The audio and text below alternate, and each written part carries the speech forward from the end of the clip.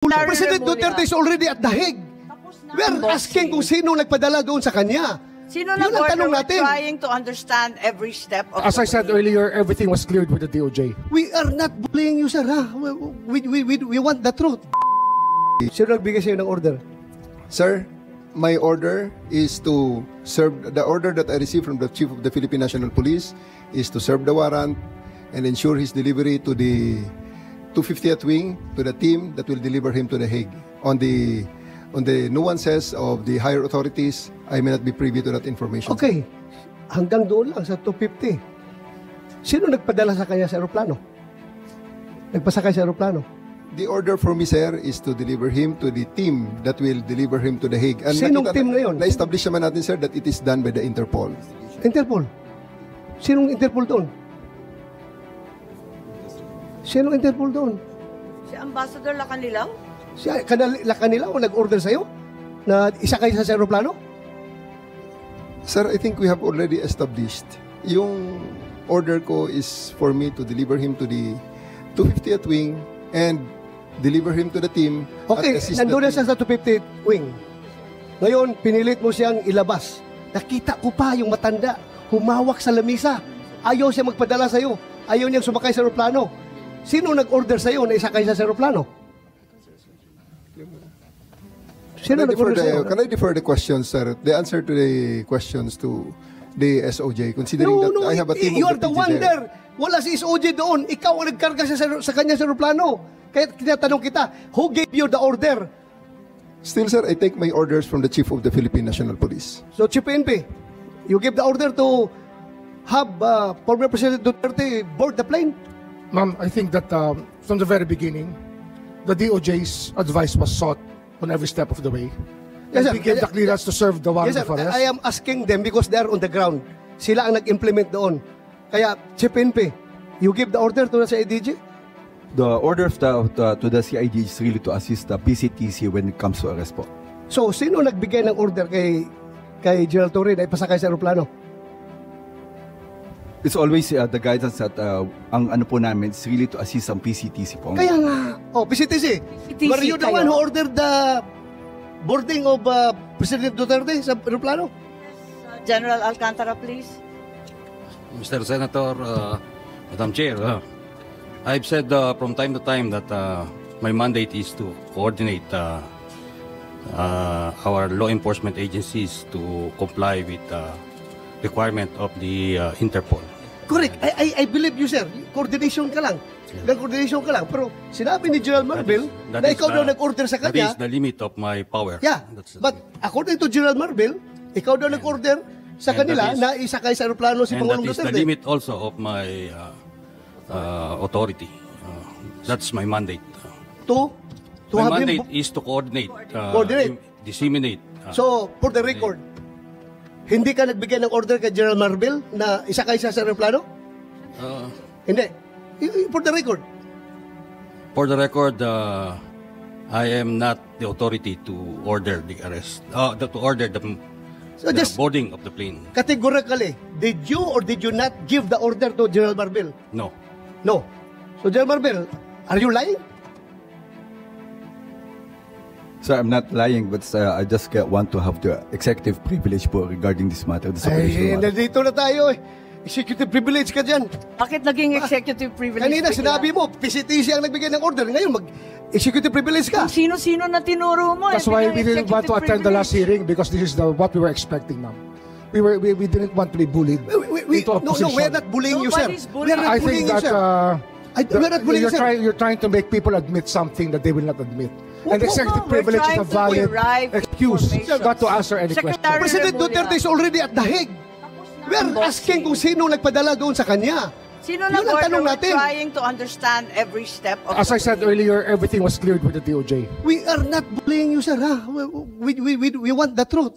That's why if we try to make a person admit something that should not be admitted, it means that there is something more to it, which is the clearance given by the DOJ was probably the most important part of it, to serve the warrant of arrest and to surrender the person under the law. I'm sorry, Secretary Remulla. I recall that General Torre, nagbigay siya ng interview na sinabi niya, bigyan lang ako ng eroplano. Ako nang bahala dyan. Tama po ba? Yung nabasa ko, na sinabi niyo, ako nang bahala, basta bigyan ako ng eroplano. Nabasa po namin sa media, fake news po ba yun o hindi? Kasi kailangan niyo po talaga siyang ilipad sa daigdig. General Torre. Please panoorin ninyo, nandyan, arrest him, bring him to the Hague, yun lang. Pakita lang. So paano po binabasa inyo ni PNP Chief Marbil na how did he say that to you? Na no matter what, we need to fly the former president to the Hague and we need to implement the ICC arrest warrant? Arrest him and bring him to the Hague. Yun na. Simple as that. Arrest him and bring him to the Hague. Sagot ko lang, sir, bigyan mo ko aeroplano. O di ayos. And then the rest, you planned everything. Matagal na yun eh. Ang plano na yan, matagal na yan. Hindi yan spur of the moment eh. Matagal na yan. And nagkataon lang na talagang yun, the opportunity arose. So Secretary Remulla, nagpa-interview na si General Torre. We're not bullying him. He voluntarily gave this interview. And like many of our countrymen, napanood namin. Sinabi niya na siya talaga. Paano ba yun? Sino nag-utos sa kanya? Ano nga yan, ma'am? Sabi ko nga, clear namin lahat yan. Kasi they were asking me the legalities. Even if I was abroad, my advice was being sought. And I gave them the advice. That, So kayo number ang one, nag-utos? serve the warrant of arrest. And number two, surrender him to the Hague. That's what the law provides. So, sir, you're the one giving the orders. Well, in some ways, because I gave them the legal basis for all the actions that happened. So, you're the one giving the orders. If I have to be the one, then if I am the one No, sir. that is referred to, I will admit it. Kasi That I gave the clearances to number one, serve the warrant of arrest as I saw it, as I deemed fit, and number two, to fly him to the Hague to be surrendered under Section 17 of Republic Act 9851. And that is, I caused this through my brother, Yes, who sir. is the Secretary of the Interior and Local Government. Sir, giving orders is different from giving clearance. Laruin natin ito. Ang tinatanong ko is, sinong nag-utos? Because PNP is a uniform organization. Hindi yan gagalaw kung wala mag-uutos. Ang tinatanong namin ng komite, sino nag-uutos? Ikaw sabi mo, you're the one giving the clearance. Ngayon, ina-admit mo na parang sinasabi mo na kung gano'n na lang, ako na nagbibigay ng orders. So, nalalabuan ako doon. Balik tayo, ilang beses mo na inulit-ulit. Hulihin si President Duterte at dalhin sa daig. Yun talaga mission mo. Yes, sir.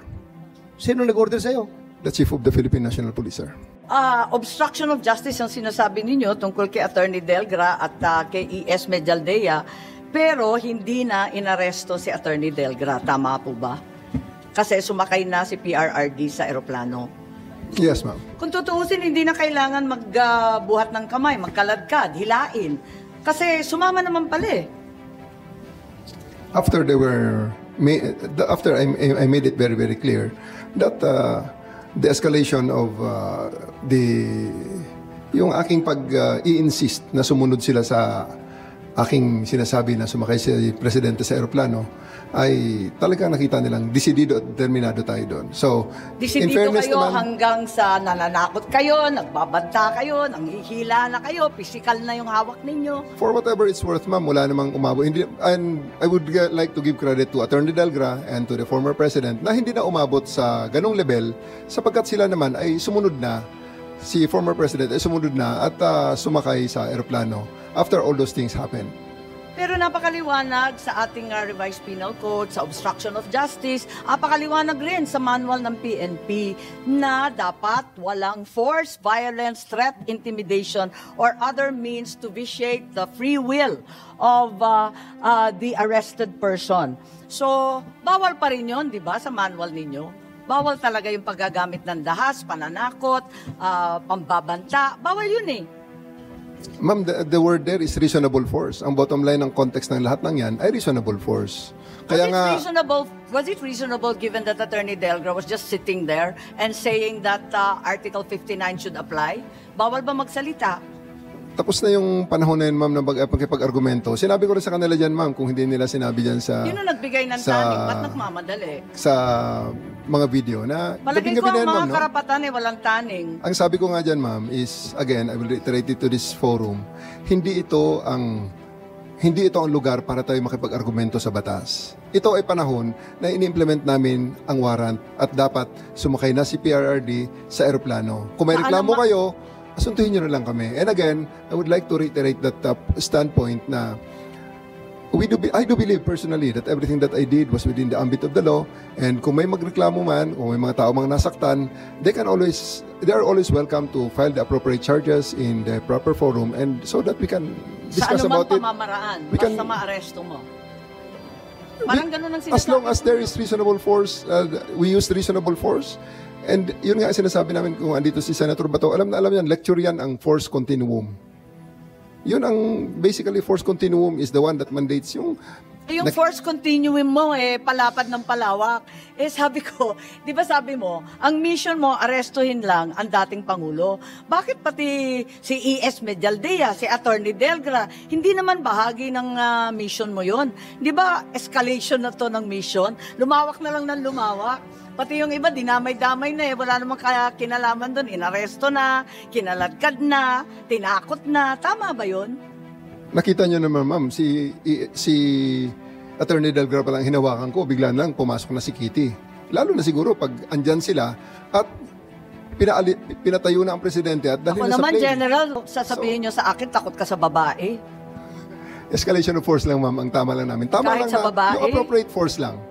Yung appropriate force lang. Kung delikado Hindi naman nga, si PRRD yan Hindi naman yan ang mission order mo. Mission order mo si PRRD, hindi lahat ng kalakip na at kalapit niya. Anyway, ma'am, as I said, we'll just, kung may mga gustong magreklamo doon na sa tingin nila ay nalabag ang kanilang mga karapatang pantao, we committed mistakes, let's... May edad na rin si Attorney Delgra, may sakit si E.S. Medialdea, tingnan mo naman yung nakaharap sa kanila. Kaya ba nilang pigilan kayong mga pulis na arestuhin si PRRD kung ninais ninyo? Tingnan naman ninyo yung itsura. Yes. Di ba, libo-libo yan Ang pinagmalaki pa, 7,000 ang handa. Yes, ma'am. Actually, they were successful in preventing us from taking custody of the president for 10 hours. Nung inescalate na lang namin at inalis na namin sila sa scene, saka pa lang namin nagawa ang aming misyon. Pinagbawalan kami mag-contempt at sinabihan kami na wag na lang. Kaya hahayaan ko na lang kahit labo-labo yung kwento po ninyo. Magtiisan po tayo pero hindi talaga ako natutuwa dahil hindi nagsasabi ng totoo at iba-iba yung sagot. Napakahirap ng ganito. Dumating nga kayo. Hindi naman pala handa magsabi ng katotohanan.